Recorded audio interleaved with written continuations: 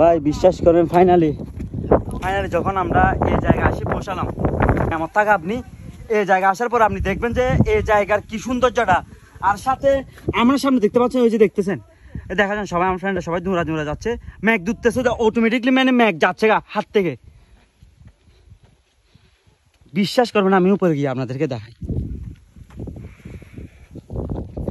আর সাধারণত জুমঘর এরা জুম চাষ করছে এখনো, এগুলো হয়তো আর 2-3 মাস পরেই ঠিক হবে। এগুলা মানে 3 মাস পরে নাকি হয়। বিশ্বাস করবেন না কি পরিমাণ সুন্দর এখানে এই জায়গাটা।